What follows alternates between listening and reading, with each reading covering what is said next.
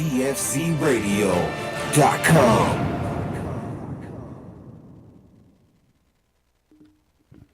Welcome to A Girl in a Garden on dfcradio.com. This is your host, Emily.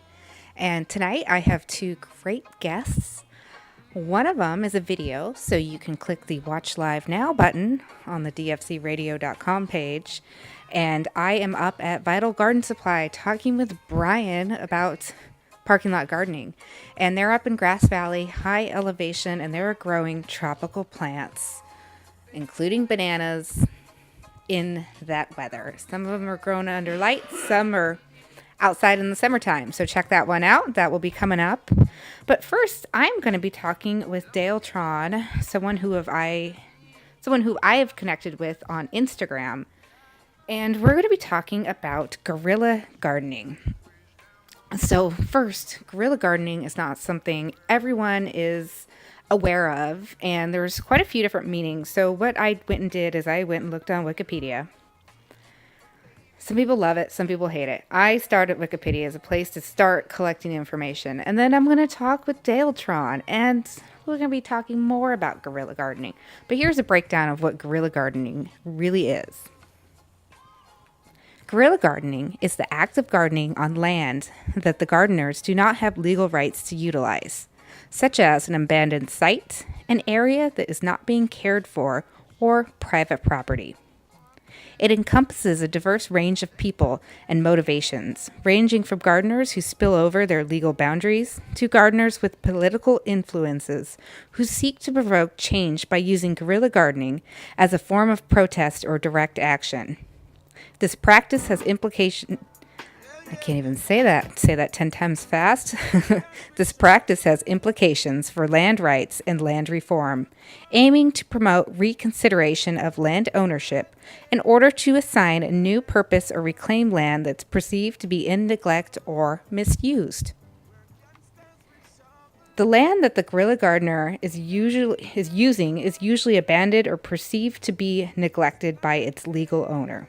The land is used by guerrilla gardeners to raise plants, frequently focusing on food crops or plants intended for aesthetic purposes.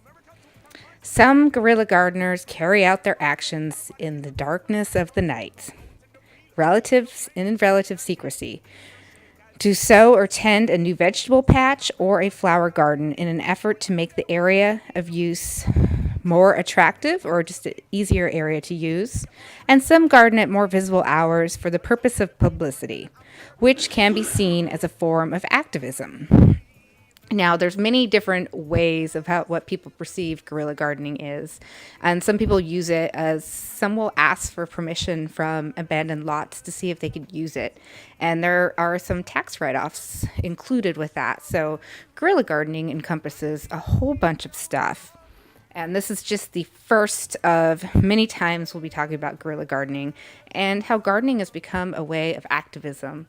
It's not just a way to grow food plants, food crops, attract your pollinators, or just have some flowers. It's also activism.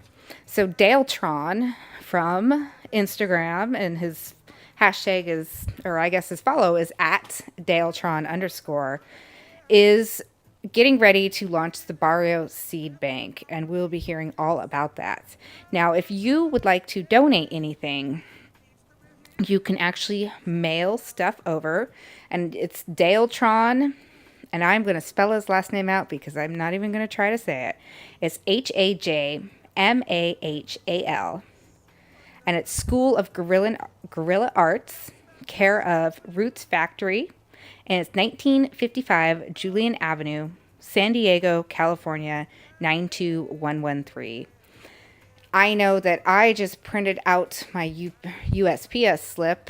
Flat rate boxes are wonderful because you could pack as much stuff into it. If it fits, it ships, and it's relatively inexpensive. So I just packed up a whole bunch of gardening stuff I'm going to share with them, along with some Girl in a Garden stuff.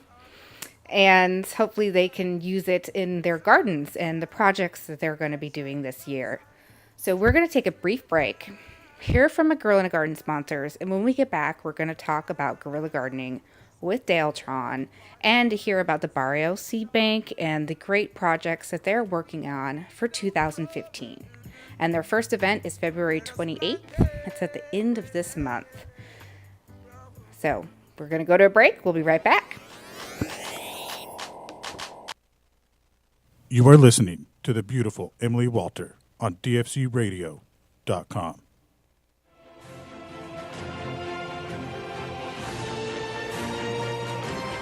DFCRadio.com. A Girl in a Garden quick tip. To keep hungry insects and slugs away from your cucumbers and vegetables, mix strips of aluminum foil in with your garden mulch. As a bonus benefit, the foil will reflect light back up onto your plants. For more tips and information, tune into A Girl in a Garden, 5 p.m. Tuesdays on DFCRadio.com. Here at Green Grow, we take organic gardening seriously.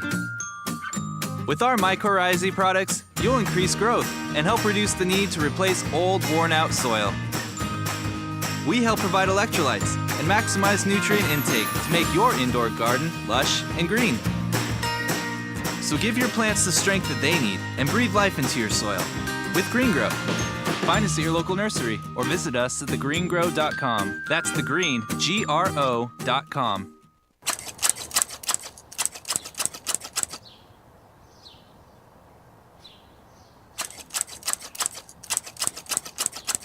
You're listening to A Girl in a Garden on DFCRadio.com.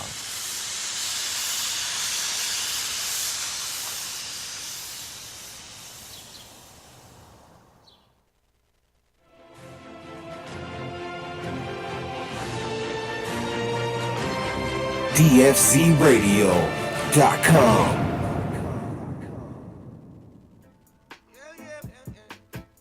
Welcome to A Girl in a Garden on DFCRadio.com. This is your host, Emily. And today I'm talking about gardening of all things. Imagine that. Now, the guest that's joining me is someone that I connected with on Instagram, and that's Daletron. How are you doing today? I'm wonderful. Good afternoon. Good afternoon, and welcome to the show. Thank you. Glad to be here. So, obviously, we connected on Instagram, and you are a big gardener, and we're going to get into all about gardening in just a little bit. But what is your background on gardening?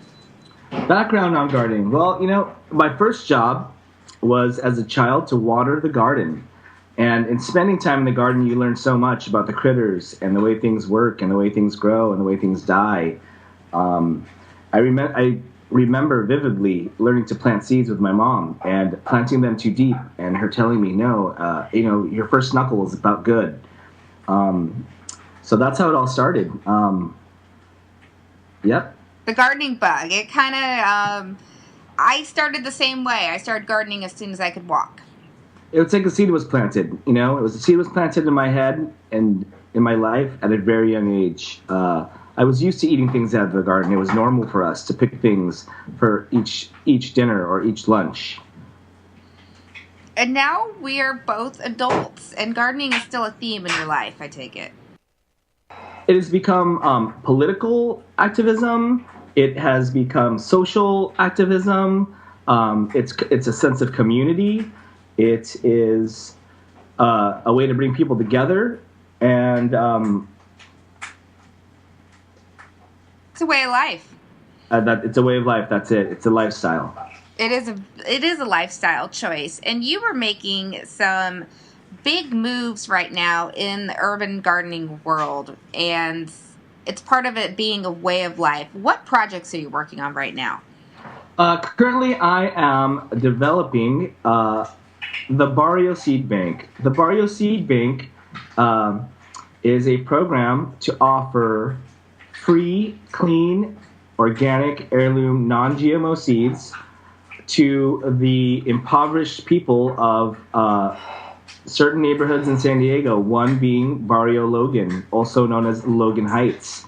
We are a seed bank that is relying on donation and volunteers, and our premise is to raise awareness about the failing food system, how to grow your food, how to save your seed, and all the political and social aspects that are entailed with that. So, can you share with our audience what the failing food system is? Well, let's talk about this specific neighborhood that we operate out of. I live in a very privileged neighborhood where our School of Guerrilla Arts, which is the program that's hosting the Barrio Seed Bank, is a food desert. There are no stores selling fresh, organic vegetables, local vegetables, or educating anybody about the importance about those the nutrients and those things that they need in their life and their diets. So in that aspect, it's a fail. The food system is a fail. It's like all the information and all the good foods are available to a different class of people, and the impoverished have no clue. They aren't in the know. So I think that's got some political agendas and. It is a very political agenda, and food deserts, this word has become a lot more popular, especially with people like Ron Finley out there talking about food deserts. And it's not just one specific area, but usually it's lower income areas with no grocery stores and only bus systems and liquor stores. Oh, there's liquor stores all day, and they all take your EBT. You can get chicharron, Mexican. But what are you eating from a liquor store? You're not eating a full, healthy diet. No, I mean they do have the saving grace in this neighborhood is that there is a large Mexican produce grocery store. It's kind of like a big box style where it's huge, but it's even the people in the neighborhood agree that it's not great. That you're not getting great quality.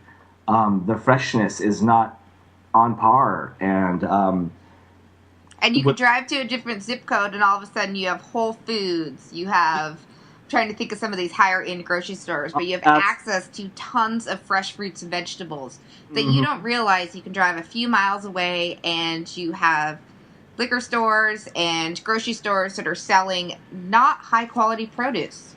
Yeah, but the problem, that's mainly a symptom. The problem is education. They're not educating the neighborhood as to what could be available, and you vote with your wallet. And every time they go and support these other businesses, it's saying it's okay. Now, one of the important things for people to realize, and this is where education comes in, is you do not have to rely on the liquor store, the grocery store, things like that to get food. Mm-hmm. Absolutely. Seed banks come in, and urban gardens come in. Yeah, we're trying to develop a community garden in that area, since it is a food desert. The thing is with land management, we've come across a bunch of empty lots, completely empty, and I found out who owned them. One belonging to a neighborhood church, predominantly Spanish-speaking church. And with programs like this, if we were to approach them and ask for the space, the county will give tax breaks for lending their land to community projects. Our idea is to turn it into a show garden with rare species of plants that we can use to grow seed from, practice permaculture techniques, and hold workshops free to the impoverished community, and then sign up workshops for those who can afford it. Typically it's on a donation sliding scale system on your honor. But companies and nonprofits and projects like this do need some sort of money to stay in business. Oh, it doesn't come from nowhere, So what are you? So I know that you have some activities. I guess I would call it events coming up, and some of it is through donations. What is going on so you can start building these gardens? Well, let me talk a little bit more about the seed bank. On the 28th of February, is our launch party. We want to introduce this to our target audience, which is the impoverished neighborhood. So we are going to have literature in Spanish and in English, inviting them just to come pick up seeds. I'm going to have them sign a short form saying that that they can't afford to buy it, so it's free, and with contact information so that we can follow up with help or questions, and if there's success, to take pictures, to honor our seed grant, which we applied for through nativeseed.org, through their seed grant program. The agreement with them is that we get free seed, we distribute it for free, and if we are successful, to return some of that seed back to the organization for redistribution. Now, our launch party is a really big thing. It's in conjunction with the Barrio Art Crawl. Again, I was telling you, it's a very impoverished neighborhood, and used to be a very shady place to go, someplace that you wouldn't want to go. A lot of artists have moved in, art collectives, and now there's tons of galleries, and we're joining together to create community events based on art and awareness. So there's an art crawl, which I'm on the board of. It's the last Saturday of every other month. The first one is going to be this February, and in honor of the spring planting season, we are kicking it off with seed swap meet, free seed bank. We're going to have a garden exposition, a team of master gardeners on deck to answer questions. We'll have workshops available through School of Guerrilla Arts for the kids to learn to make seed bombs. We are going to teach wheat paste, so you can wheat paste. It's street art. Your propaganda. We're going to be teaching specifically non-GMO, grow your own, save the bees style prints and art for wheat pasting for the younger crowd that's into that. I would say I have a few friends who's used wheat paste to put up their posters. I put up different art things, and it's pretty cool what it's made out of, instead of using nasty chemicals to pop up your art. Emily, this is also a product of our generation. I grew up watching videos and movies like Beach Street, and then MTV coming out, and train graffiti was really big back in the East Coast. About 15 years ago, we started seeing sticker art. People not just making stickers, but using it, for their propaganda, and they call them slap packs. You slap them up around town in different places, and it's a different form of graffiti. And then wheat paste came into play, and big players like Banksy and Shepard Fairey are now world-renowned artists with contracts through Pepsi and Disney and you name it. This art is a product of our generation that's recognized. It's also a guerrilla art. It's something that you do that's technically illegal, and it's tribal knowledge. You learn from somebody who's learned from somebody who's learned. So here's something kind of going off subject what we were talking about, but I guess it is on subject. Do you believe gardening is art? It is, and it's activism as well. Every time you plant a seed, any seed, you are voting and you are choosing and you are affecting the world in a number of ways that you can't even imagine or fathom or maybe choose to accept. Say we take a highly modified genetic seed and put it in the ground. The first thing that happens, it affects the microorganisms in the soil. The next thing that it affects is the pollinators as soon as it starts to put out any flowers. Now, sometimes these things injected into these seeds are systemic. So even the next generation of plants or cuttings from them contain these toxic, elements, which we are still unsure about how they work in the human body and their complete effect on the environment. The next thing that it affects are the people that eat them. It's been proven that, eating nothing but GMOs can cause tumors. We're still unsure about the scope of the effect of these foods in our diet at these amounts. So planting seeds is it's a number of things. It's an idea. It is activism. It is a way of voting. It is a way of being an example. It's a way to feed your family. It's a way to fight the food system, making you buy and spend your money at stores that aren't selling something fresh when you can grow it at home. I will also say I feel it's art. I am not, I would say, artistically inclined when it comes to drawing. Where I see my art is creating, and where I get to create is in the garden. So my art is with pictures and with gardening. And there's so much things you can create by working in the dirt. And in the end, you can get food, you can get flowers, you can get plants that attract our pollinators, our honeybees that are disappearing. There's so many different things you can do with gardening. In the garden, there's many examples of art. Espalier is an art form. Okay, caudiform plants with swollen roots. That's an obsession in itself that I'm trying to stay away from. Propagating air plants and creating specimens. Mounting things and using known techniques. They have clubs everywhere just to show off specific plants and the forms that they have and the way that you grow them. So. It's very artistic, and also in the design. There's different ways of stringing a beanpole from every culture has got a different way of doing it. My people use bamboo, which grows rampant. I'm Filipino. There's that's a staple in the garden, is to have a little bit of bamboo growing for use for trellising or for beanpole making or for hanging out your clothes on. It's very artistic.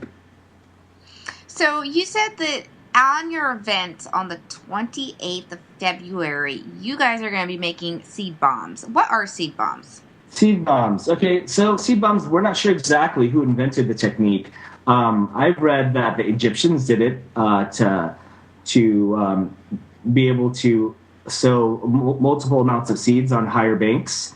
And then I heard that the Japanese did it. So we're not sure where it came from, but it is a way to spread seed to hard-to-reach places. Now, what the seed bomb has become is a symbol for the guerrilla garden, which is guerrilla gardening is also an extension of these different activities that we do with the School of Guerrilla Arts. Now, as a symbol for the guerrilla gardener, it's a way to say flower a whole side of the freeway, or make spots that look barren and deserted, that are behind fences and inaccessible, able to grow flowers. I mean, essentially you can put anything, any kind of seed in a seed bomb. I'm a big fan of flowers. First of all, they are pretty. They attract the eye. They attract pollinators, and typically are ininvasive. And they attract our pollinators, which you need honeybees. You need our pollinators out there to be able to pollinate your fruits and vegetables as well. The honeybee is, the plight of the honeybee is the poster child. It's not the only pollinator we have. We've got fruit bats that come at night, different times of the day. It's like a schedule, There's the bats come out at night, and then there's the beetles and the bugs, earlier in the morning and even or later at night, and then the bees in the morning and the daytime, and then when it gets too hot, they're back at the hive. The problem with buying, say you're doing curb appeal at your house, and you're buying things that have nothing to do with vegetables, but you're buying plants, for hedges, and just to escape your land. When you buy from big box stores like Home Depot, and I'm not saying there's anything wrong with Home Depot. I'll say it. Don't buy your plants there. Okay, there you go. They have these a return policy, 1 year guarantee. If your plant dies and you have your receipt, you can bring it back. The reason they can do that is because they treat their plants with systemic poisons, toxins. They're treating them with a neonicotinoid. There you are. There it is. That and when these plants flower, guess what the bees are eating? They're eating the nectar, and it's systemic. They're bringing that back to the hive, and it's no coincidence that colony collapse disorder is an endemic thing. I will say I worked at Bayer Crop Science for a very short time. And before I ended up quitting, they sent us back to a bee university training. And we got to talk about CCD, the colony collapse disorder, and how their products and neonicotinoids were no way in relation to this issue. You're kidding. That is propaganda. So sitting in that meeting, I was just like, this was right before I started A Girl in a Garden, and it was like that decision of, do I want to continue gardening and talking about organic gardening, or do I want to sell chemicals for the rest of my life? Right. And I quit about a month after that. I'm like, I cannot do this. And Emily, look where you are now. You know, and doesn't it feel good? It does feel good, and I can say, don't buy those products at big box stores. I mean, I look Shop at your local, trade seeds. Absolutely, grow your own. You know, trade.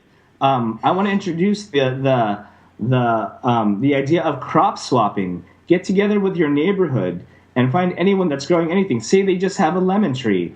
They're not going to use all those lemons. Let's trade, you know, have an event, make it a barbecue.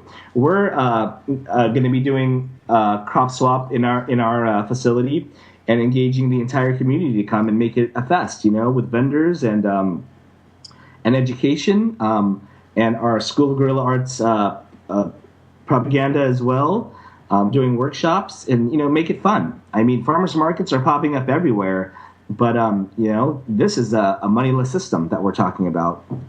And there's some other great programs out there. If you look up the hashtag Food is Free, or if you look at companies like ampleharvest.org. Let me write these down. Mm-hmm. Yeah, write some of these ones down. Food is Free is just, it started with a thought, and people will put out extra fruits and vegetables, usually with the sign, take some if you're hungry. Food is free. Putting the food out there to your neighborhood. Another one is ampleharvest.org, which is a nonprofit. You can donate vegetables and fruits, fresh fruits, to your local food banks, food shelters, and you can actually get a tax write-off from it. That's awesome. But a lot of people don't know about these kind of projects and grassroots thing, exactly what you're working on with seed swaps and crop swaps. Yeah, you know, let's talk about the grassroots, all right? The grassroots is anything outside of, here's that term, the 1%. Anyone that's not a lawmaker, you know, that's or the privileged. It's the bottom. It's the people. It's almost everybody, and it's about taking action and you know, picking up and speaking out. So one way that we are going to be spreading the word is canvassing the streets, finding people with fruit trees, and finding out what they do with them. Anyone with a garden, and encouraging them to take us up on our seed bank, or join the crop swap. You know, you've got these trees that have bumper crops at the right time. There's a bunch of other things fruiting around the neighborhood.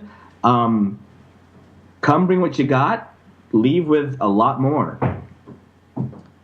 Yeah, and there's so much. If you have a fruit tree in your backyard, there's no way you can possibly eat everything. And a lot of the times it ends up falling on the ground and rotting.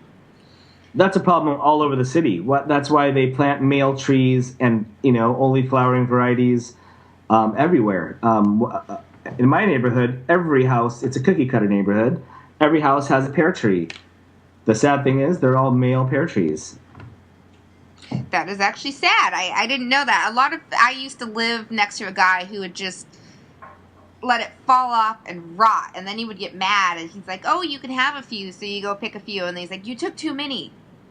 Oh, and wow. You'd always look over the fence, and you'd be like, there's like half of the tree rotting on the ground. Rotting on the floor, yeah. It's about education, you know, engaging people in a certain way and letting them know that there's no ill intent, and that, you know, I'm not no stranger to knocking on a door and saying, hey, can I pick, you know, or just asking people while they're in the garden, can I pick some of that, you know? And And a And lot then, of it can be a trade or a barter. Hey, do you mind if I help you clean up your trees and get some fruit in exchange that we can absolutely. donate? Some people are too old or too busy, to be able to reach or to do that kind of stuff. So, I mean, you can. I'm encouraging people to do their own little startup businesses. If to be able to feed their families by during harvest time, canvassing the neighborhood and asking, "Can I help you with your harvest?" And we split it 50-50. I've done that and had people say, "You can keep it all. I just don't want it falling on my lawn." Yeah, and there's so many things that can be done with gardening, and it's also interactive with the community, and it's about education. And I know this is some of the things that you guys are working with your Guerrilla Art School. So your first event, it's arts, and it's gardening, and it's seed bombs, and it's education, and it's seeds in general, is February 28th. February 28th. There's going to be, we're going to host a Roots Cafe. We're going to have a vegetable expo donated by dynamic local organic farms so that the neighborhood can see exactly what's possible and how beautiful these things can look. And get exposed to the different colors. They don't know that carrots come in about 5 colors and beets come in about 5 colors. They don't realize that these colors mean different nutrients and different sets of antioxidants. You need to eat the rainbow. I hate to quote Skittles, but they're on point with that. Eat the rainbow. Just not the GMO rainbow. Yeah, just not that one. You need these colors. I mean, cauliflower these days, purple, yellow. We've got green. What is that? Romanesco. Very, very, very important phytonutrients. And when you start working with heirloom seeds, you start to realize that carrots aren't just orange. No, they actually weren't. Originally were not. They were bred to be orange. And they aren't. Baby carrots are a lie. When you buy them in the grocery store, those are just big carrots cut down. Thank you for telling us that. It's one of the biggest shams, It's like one of the biggest shams, just like some bottled waters. Yes, they come from the municipality water. Exactly. That's exactly what I'm talking about. Water district. They are not bottled at a spring. Baby carrots. I think I'm gonna come up with a whole new line of jokes just based on that. Yeah, you could do a whole fun sign thing when you do education and talk about carrots, and it's just like baby carrots, they're a lie. A lie for sure. Oh, you know what? That just might be one of our wheat pastes. Every time I grow carrots, I always pick babies, to show people, this is what a baby carrot looks like. It's shaped like a carrot. This is what a big carrot looks like, cut down into babies. Yeah. So what is a website or information that you can find online about this event on the 28th? Right now we are building. We're building from the ground up, and it's all volunteer work. So right now we are just all the different players are reposting and linking and posting things to our Instagrams. We do have a Facebook page for the School of Guerrilla Arts. That would be facebook.com School of Guerrilla Arts. It is a political organization. My position there is to teach gardening. It's a great position to have. We have just started a Barrio Seed Bank page so that you could just look that up on Facebook. And I would love and invite the traffic there. As little content as there is, as we just set it up, it's something that's going to be big. It's a free seed bank, with free information. That's something. That's something there. We'll also have places for people to donate or to comment or to share, in the experience. And if they want to start a bigger, small seed bank, maybe you live in just a small part of town, and it's something you can do. It's very easy. I've got the resources amassed and compiled, and we're available to answer questions. If you're in town, stop by anytime. We're located here in San Diego. Weather here is always clement. We'll give you a tour of our building that we operate out of, show you our gardens, and introduce you to the different players that are helping to make change in the community. We've got help from Edible Magazine. I'm approaching Slow Foods USA, which has global implications. Very global. Yeah, there's a program at one of the city colleges called Seeds at City, and they have a show garden there. Their master gardener just hired my friend yesterday to be the garden professor, and he's going to be my right hand in this project, volunteering his time. Another lady who I met through my acupuncture job when I was volunteering in acupuncture is 2 classes away from her horticultural license. She's also a greenhouse technician and a landscape designer, and is going to be volunteering her services, her knowledge, to this organization. She lives in a privileged neighborhood as well, and understands the importance of spreading the wealth and raising awareness and giving the education out. And sometimes you need to walk outside your little neighborhood or bubble to see what's going on in the world. Right. So if people want to follow you on Instagram, your name is Daletron _ So DALETRON _. And your hashtags that you are doing, and other people as well involved with this project, you are using the hashtag Barrio Seed Bank. That's BARRIO. Seed Swap Me, and School of Guerrilla Arts. That's correct. So it looks like you guys have some great stuff coming up. The first event is February 28th in San Diego.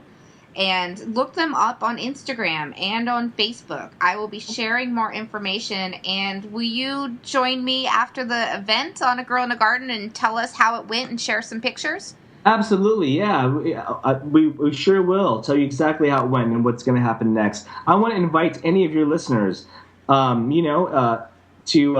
make the trip down. Maybe you only live in LA, or you live, in a county away, or you're looking for an excuse to come to San Diego. I'm telling you right now, the weather is gorgeous, and the people are acting gorgeous along with the weather.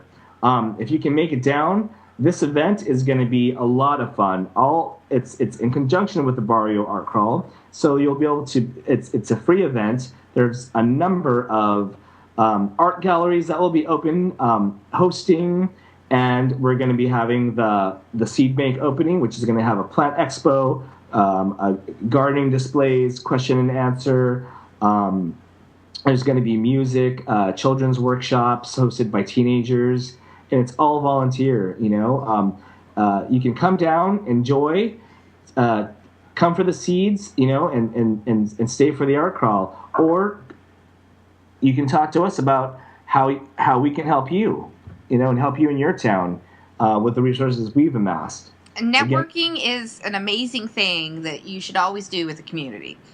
Instagram has been a jump off. That's how I met Emily. And at one point, I realized, wow, this is a tool. I started seed swapping on Instagram, and I'm going to drop a couple names. Instagram, tons of followers, dynamic people. They are permaculturists up in Northern California, and have sent me numerous packages of seeds. Big Germ is also another player in sending seeds. Perpetual Harvest, somebody that you can ask if you're trying to get started. Are we talking Fraser from Perpetual Harvest? That's Fraser. That's the guy. That's the one. I will say, in my day job, he is one of my employees. He's one of your employees. It's the biggest small world in America right now. This gardening community. So yeah, there's people out there. If you don't want to take advantage of our resources, be a grassroots person and take it into your own hands. Search it out. Use these hashtags: crop swap, seed swap, clean seed. Look it up. Ask somebody, and most likely, people are willing to share. And it's all about education, and part of that is with networking. Part of that is doing a little bit of research and talking to these people you meet online. I just said a few that you weren't aware of, like ampleharvest.org. There are so many different programs out there, but it's getting the information out to more people so we're all aware of it. Mm-hmm. If anyone's interested in guerrilla gardening and learning more about that, it's an actual organization where it doesn't have to be, because it's just a practice. But you can go to guerrillagardening.org if you're interested in learning about seed saving, which is something that, as a garden educator, I'm going to be teaching. The Seed Savers Exchange has tons of information for you. You can get catalog from them as well, a free catalog if you write to them, and they have their own website. So resources are out there. I think that ignorance, there's no excuse for it. We have all the information available to us, and it's our responsibility, Emily's, mine, and anyone who knows anything, to spread the word, to engage the community, to talk about it, to answer questions, and to grow things and show people that you can do it yourself, You can. So I have to say thank you so much for joining me today and talking with the Girl in a Garden listeners and sharing what you are doing with many other people down in San Diego. And I applaud your work. Thank you very much for having me. Thank you. So we will talk again. I hope you come back on the show and update us on the event on February 28th, 2015. Thank you, Emily. So until next time, this is Emily on A Girl in a Garden on DFCRadio.com. In your shake, I'll give you the recipe to stay away from Babylon food. They wanna fool you, they wanna fool me. Don't eat their fake cheese and meat. They want you to think it's a treat. Check your arteries and give you the disease. Price so cheap, that's how they defeat. $1 hamburger, that's how they cheat. You can grow your garden and be the system. Yes, be the system. Grow your garden and be the system. All right, so You are listening to the beautiful Emily Walter on DFCRadio.com.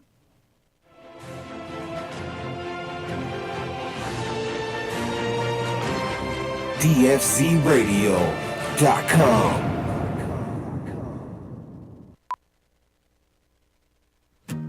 Here at Green Grow, we take organic gardening seriously. With our mycorrhizae products, you'll increase growth and help reduce the need to replace old, worn-out soil. We help provide electrolytes and maximize nutrient intake to make your indoor garden lush and green. So give your plants the strength that they need and breathe life into your soil with Green Grow. Find us at your local nursery or visit us at thegreengrow.com. That's the green, GRO.com.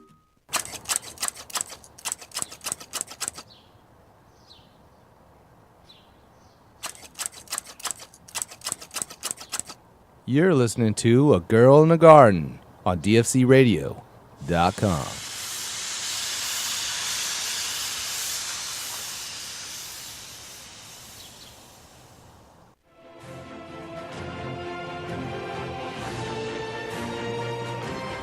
DFCRadio.com.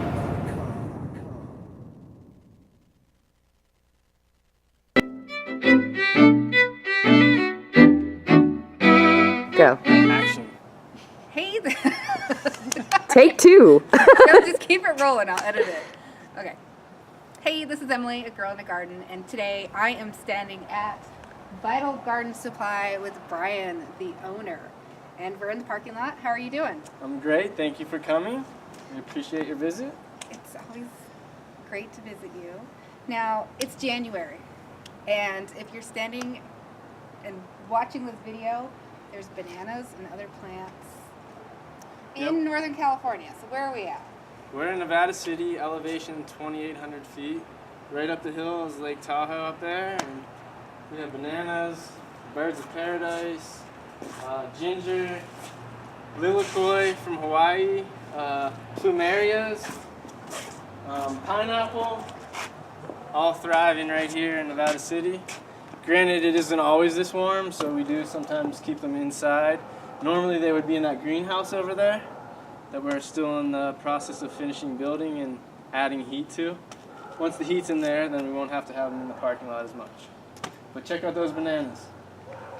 Now, what are you using to grow these bananas? All these plants are either growing in monomix soil or Vitality Blend. Monomix is a Vital Earth potting soil that's pretty well renowned and people have had a lot of success in the industry. The Vitality Blend is our in-house blend that is relatively new. We've been experimenting with it for about 5 years and it's been on the market. This is going into the second year. So you said it's a blend. What's the stuff that's in it then? A little bit of it. The magic. What's the magic? What's different between our potting soil and everybody else's is inoculated with beneficial microorganisms, and there's baseline is in there, and also the mega worm, which is the world's best worm castings, and everything else is also amended. All these plants have been treated with compost tea on about weekly basis, give or take. In the winter, sometimes a little less, but for the most part, when we experiment with compost tea, these are the plants that are getting the finished product. Now, I think I visited you almost 2 years ago, and these banana plants were inside the store under 1,000 watt HPS. Well, they've definitely grown. They've had children, and we're trying to figure out how to divide them up even now. Like, this is 4 trees, and this one, I think that's a 65-gallon smart pot. If you see right here in a 45-gallon, or actually this is only a 20. Look how big the stalk got. That's a 20-gallon smart pot. Look how big the stalk got. And the reason we haven't transplanted them into anything bigger is we're afraid that it'll get too big for our greenhouse, for our store. So if anybody out there is interested who lives in Southern California and wants some banana trees, we'll be glad to work something out with you guys. We'll start some new ones. We'd love to see these things grow and someday get a fruit. So, bananas. This is a random question. They have babies, is what you just said. Yes, they do. So what does that mean? From the root zone, the babies pop out. Let's see. The best way to describe it would be like if you see the size of these stalks. Like this was the original mother plant. Then this one came, and then this one. Or actually, I think this one was next, and then this one. So it seems like when you give them the mycorrhizal and a decent amount of phosphorus, then it encourages the roots to produce another actual plant. And it has babies. And this one has actually had a bunch of babies over the years that we've transplanted and planted into other pots and given away. There's another couple bananas over there that are Oh, this is a good example of a baby. Yeah, here's the baby right here. Two babies. In Hawaii, they call those keikis. And you could slice that with a knife, and it'll root. We could pop one of those out and give one to you, Emily, so you could take it home and play with it. I actually, now that you just offered it on video, I'm going to take you up on that. All right, I have to. It's documented. Now, and this is a pineapple, and what's unique about this pineapple is we actually grew this pineapple, we harvested the fruit, we cut the crown off of it, we planted it in here, and we think that by the end of next fall, we should be able to get a pineapple off of this. We're not 100% sure because it has been in the cold a little bit, but it seems like it's been healthy enough, and it has never gotten below 40. We keep it in the warehouse under light at worst, and we're really hoping that this will produce a fruit. And a lot of people don't know you can clone a pineapple from the top of the pineapple. Yes. Put it in a rooting hormone, plant it into soil. We didn't even use a rooting hormone. Or you could do it the other way. James right here. I think he's the one he's the one who actually plugged this right into the dirt and it rooted. I put some Azos on it. Azos, you hear that? Nitrogen fixing bacteria. From Extreme Gardening. Lots of compost tea. Lots of compost tea. You know, we like to treat our plants well. Lots of love. They bring a lot of enjoyment to all of us. Everybody here takes care of them and enjoys them. Now, you said this one's ginger. Yeah, this is ginger. So this is what you see pickled ginger at a sushi restaurant. Yep, the root. Supposedly, we haven't harvested from this one yet because this one's fairly newer. You harvest the root, and it's the same ginger that you eat. This one we thought was that ginger, but when we harvested the root, we found that it didn't have the spice. And there are 2 different types of ginger. One's more ornamental, and one has the actual aroma. And we were disappointed because I bought the actual root in Hawaii, brought it all the way here, grew it for years thinking I was going to have ginger to eat. But it is somewhat rewarding to see the flower, and it does grow. The way it grows is remarkable. Everybody who comes in, we give a little stock of that. I'll have to give you one of those too. It roots really easy, and it's just a fun plant to have. So I will say the last time I went to Hawaii, I brought back lilikoi. Yep. which I see that you have right here. And I brought back plumeria, and I brought pineapples and did a clone off of them. So did you do something similar? The plumerias we did bring back. The ginger also. The pineapple. Originally, I actually found a pineapple plant for sale at Trader Joe's in The Roseville. little baby one. Yep. And I we bought grew them. we grew them up. We actually harvested the fruit, and like I said, that is from the fruit from one of those. And then we have, let's see, what else do we have There's a here? papaya over here. There's papaya. You it's like not- the tropical fruit. Yeah, I have a passion for an affinity for sure for tropical flowers and birds of paradise. Very proud of this plant. And it's January, yeah. and it's blooming. And it's 2,800 feet. You don't see birds of paradise in Nevada City ever. We actually had a customer came in yesterday and offered to buy these off of us, and I couldn't even. I like them part so with much it. I couldn't give them a price. So you guys This are is a papaya. you guys are always growing different plants here. What are your guys' plans for the summer? Because you have a new greenhouse that's not quite installed all the way. New greenhouse. Do you have garden plans New for this year? garden. Oh, and if you can see this in the background, this is fenced off for deer. Deer, birds, raccoons. We have a lot of predators in this area for sure. So you have this prime outside garden space, and you have a greenhouse that you're going to set up. Do you have any ideas, plans for this year? Lots Just of food. Lots of food. Tomatoes, peppers, greens. We're gonna do a bunch of bulbs this year, a bunch of flowers, some tulips. What else do you want to grow, James? Gotta grow some ghost peppers. Yep, Got all some the ghosts. seeds. You got a Yeah, bunch do of some ghost pepper ghost seeds. peppers. Yeah. So if you're in Nevada City, you got to stop by Vital Garden Supply, talk to Brian and the crew, check out what they're growing, and if you're into organic gardening, you're the place to go, I heard. Absolutely, nothing but. All organic, all the time. Well, thank you, and until next time, this is Emily on A Girl in the Garden on DFC Radio.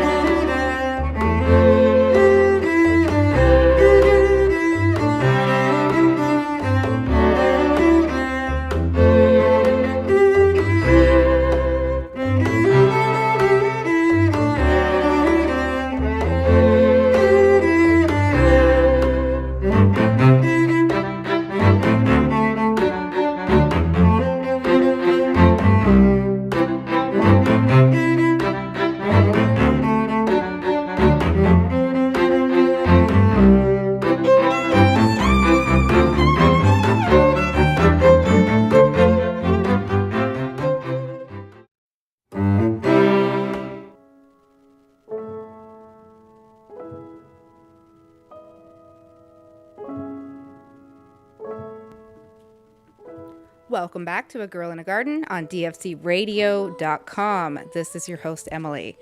And it's Tuesday, 5 p.m. Actually, it's almost 6 p.m. We're at the end of the show. Thank you for joining me this week, and I have to give a big shout out and thank you to my guests. And thank you, Daletron, for talking about guerrilla arts and the Barrio Seed Bank. Great information. If you would like to send anything or donate, the address is Daletron, and it's HAJMAHAL,